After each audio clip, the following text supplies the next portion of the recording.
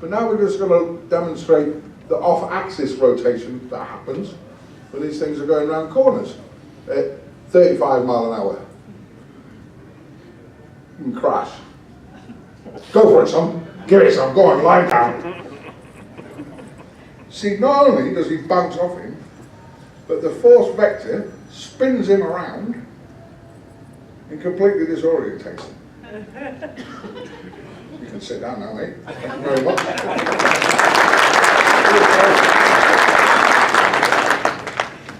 So, 220 times a mile, that's happening. At the walk, there's about 40% of the horse's body weight is transmitted through that foot. So the 500 kilo horse, that's about 150 kilos or something like that. But as the speed increases to the trot, so does the force. So now you've got about 150% of his body weight going through that front foot. That's the equivalent of him hitting Kelvin at another 3-4 miles an hour. At the canter, sorry, that's now 150% of his body weight. So 1.5 times his own body, his whole body weight is going through that foot at roughly 5 meters per second, 220 times a mile. At the gallop, it's 170%. That actually equates in terms of newtons, which is this gravitational thing, is about 4.5 tons going through that foot for milliseconds. It's designed to take it, providing we don't extend the duration of that stress. When we extend that duration by delaying or increasing the amount of time that it's under load, delaying the way that it transitions into the next phase of the stride, there's more strain on those structures and they break.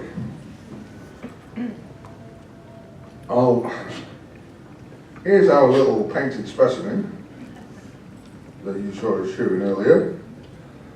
But if you look at this thing, it's a great little video because it reminds you that this thing is an integrated musculoskeletal bodily system.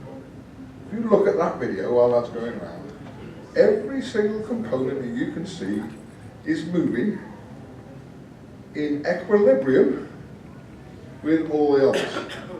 I know it's in equilibrium because we shot it. Perfect. We'll have another go, you know you want to. What's the force landing off the jump? It's 2.5 times its body weight on the non-leading leg.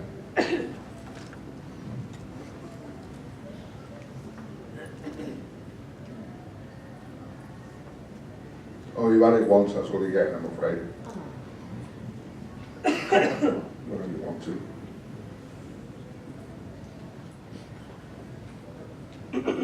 I'll tell you what I'll do, we'll try and cheat it, okay?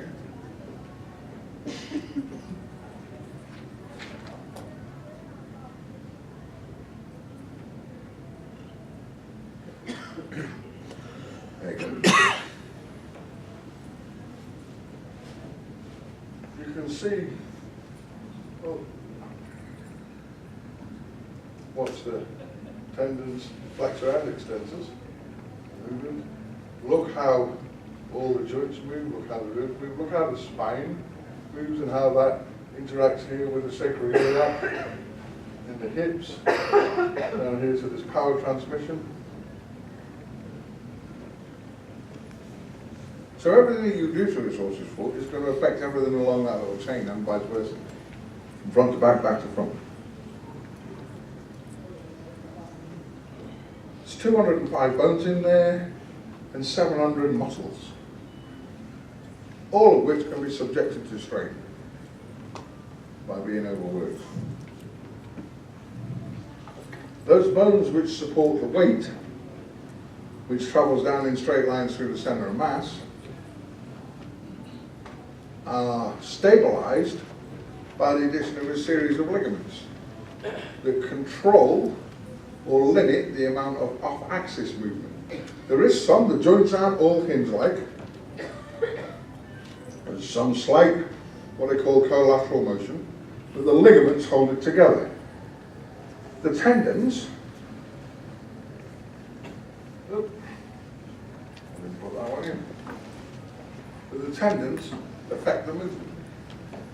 It's not quite this lump of bone lobbed into this lump of wood, because in here we've got this array, and no doubt that you've heard Paige this morning talk more than eloquently about the collateral cartilages and the digital cushion, but this whole mass of apparatus, including the vasculature, which is designed to absorb all of that shock that we talked about 220 times a minute. But it can only do that if the load and the impact are put into it in the right orientation. Within that, we've got all the lamella. Now, we tend to think of those as suspending the horse's weight. I'd rather you thought of those as suspending P3 within the hoop capsule, more like a little gyroscope thing that keeps P3 stable while it's finding level as it comes forward.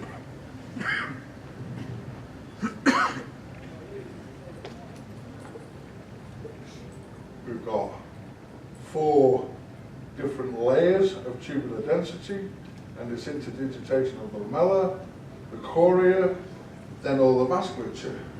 But if you look here, okay, and all of these structures originate in the same way, wall, sole, horn, but once you put a shoe on it, look at the difference in the total travel to engage in weight sharing.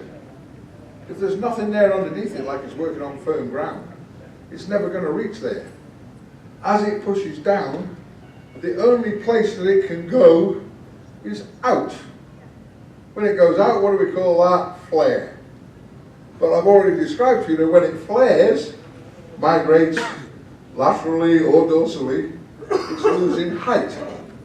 So if you chop it off and then try and bring it in, what have you got? A sore horse. And certainly a horse with no sole mass. Those of you that live in some of the environments in this place will know exactly what I'm talking about. If you start carving that out, you're going to be back there every 10 minutes.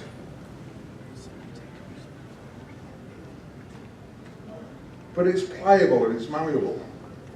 Mistakes, even small mistakes, put it under pressure. Position of nails, we know that that's crucial to try and minimize the effect on the mechanism. But even just the twisted nail will compress the sensitive structures because it's that fragile.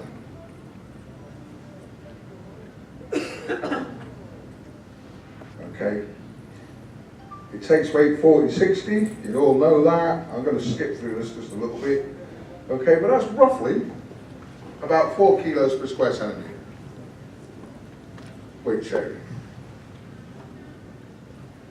And then that's projected over the course of the foot through what they call this point of force trajectory across the centre.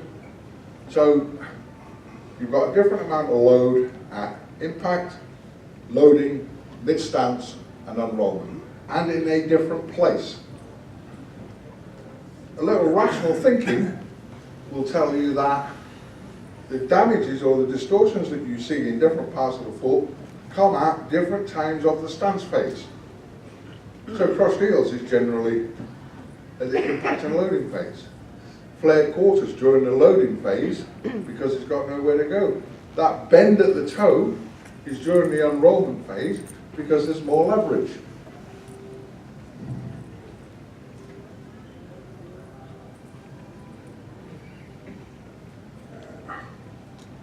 Okay, the stride then, come on. There we go, there we go. All right. You see 4 parts. That impact part that you've just seen, the loading phase as the body passes over it, in this case, because it's on a treadmill, the road's passing under it. But on a normal thing, the body's passing over it, goes through the support phase, and then unrolls. Loading, support, unrollment. Look at the limb now, support, unrollment. And as that knee, watch the knee. As the knee goes into flexion, there, the foot must come off. Okay? Must. Because if it doesn't, it's going to trip over. So myth number 2, can I speed up breakover? No. What you do is change the amount of effort that's required to effect it.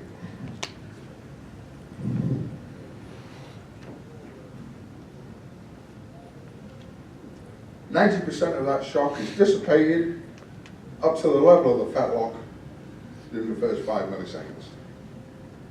If you watch this, you can see the vibrations of that riding up that fetlock.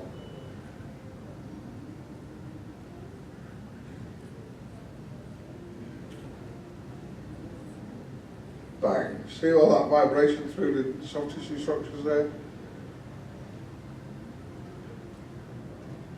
But during that process, the whole hoof capsule moves. It's not just the heels doing this bit, the whole thing moves. But it doesn't move a lot. It's just enough to accommodate the amount of movement of the passenger or equivalent load. And that most of that movement is in the soft tissues inside it.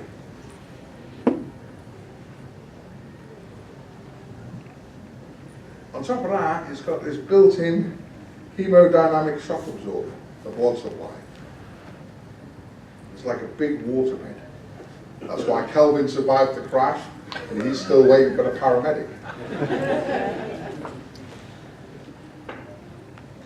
As the foot loads, the blood is trapped in the plexi, which you can see here. And then as the foot unloads into the anterior phase of the stride, the blood is released back up the venous plexi. So it traps it in to maintain this hydraulic shock absorber.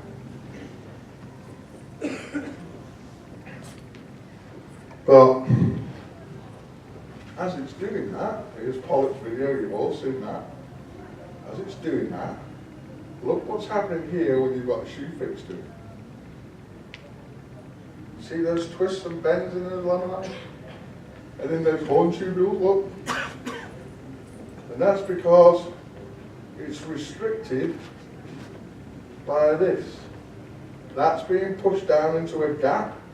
This is clamping it in different places. So it's distorting. I'm not saying, got you, that there should be choices, that's not what I'm saying. What I am saying is that we understand the implications or the unintended consequences. We can surely come up with systems that will mitigate those and keep those horses healthy for a longer period of time.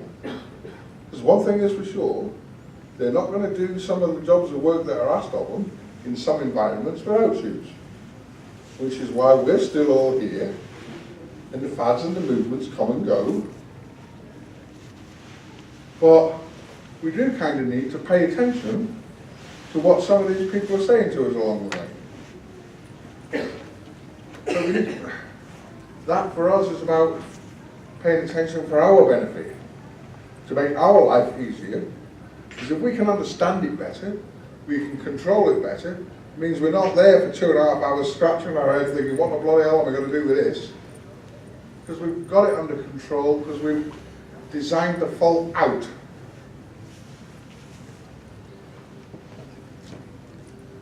So here's that little mechanism, look.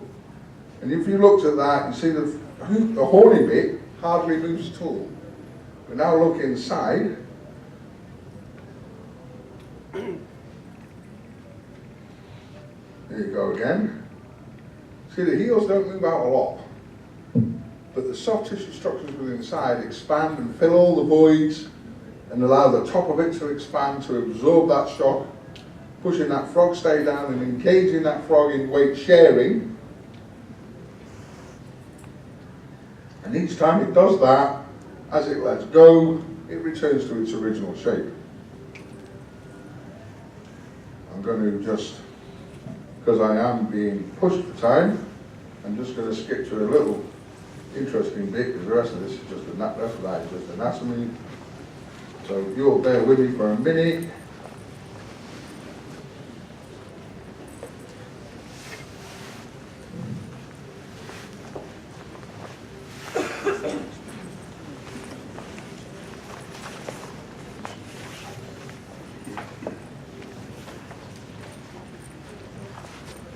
Give it 4, 3, 4. Doug? Doug? Right, Doug? I'll give you a thumbs up. Good man. Okay. This is our new method, self-trim. Okay, here's our grid that I showed you before. But what I want you to look at here, if you look at these little coloured triangles, not only are they nicely artistically painted, but they look like they are roughly the same surface area as each other. Front, middle and back. So the load is concentric to the centre point of it along its sagittal axis. We've done that bit. So, and I've really done that bit, but the heel turns up with a true heel where the bars inflect. That's why that's the anatomical point. And you'll see that in the demo on Friday. Okay. But it's not just about this mapping process. It's adding that into other bits, and here they are really, really quickly. Gold means.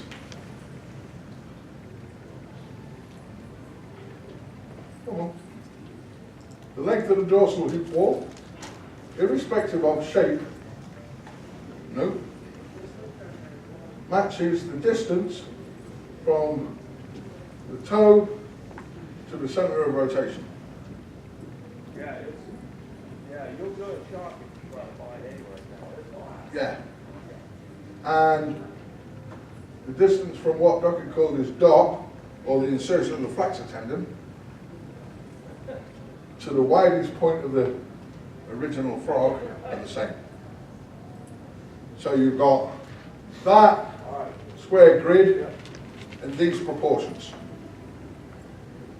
that then give you this 2:1, 3:1 ratio. P3 is reflective in its shape by the coronary band. Okay, we've already said that we use the white line as a guide. That originates from the distal fringe. So don't try and put shape into it that doesn't belong to it, but keep it as symmetrical as you can. And when you can't do that with the trim, that's when your intervention of the shoe needs to be mechanically intuitive enough to give it symmetry about its central axis. Both sides the same. And be extremely mindful of what interventions do. And more importantly, what the unintended consequences are. On Friday when we do the demo, we'll try and discuss some of this practical aspects of it a little bit more, and so you can see it on the screen on the live horse. But that is in essence the basis of our findings. The model that we used is reasonable, but we need to go back and re-examine it ourselves and not turn it into rigid rules, but turn it into the guidelines that it was. There are easily determined proportional values, but they are individual to each individual horse. But we can effect biomechanical efficiency by imposing equal values by the positioning of the shoe. Not by ruining the strength of the foot trim, but by the positioning of the shoe. We can add length or shorten toes or add width just by positioning the shoe. The foot is a consequence of that conformation of load that you put on it, but that doesn't mean that it's the most efficient. I hope that that's given you an insight into what we've been doing. I hope that it's of some value to you and that it helps. And I thank you for your attention. Thank you for your help, young man. Have you got a sister? Can I have a phone number? I just want to tell her how good you've been. Honest. My friends will tell you I'm really trustworthy, aren't I?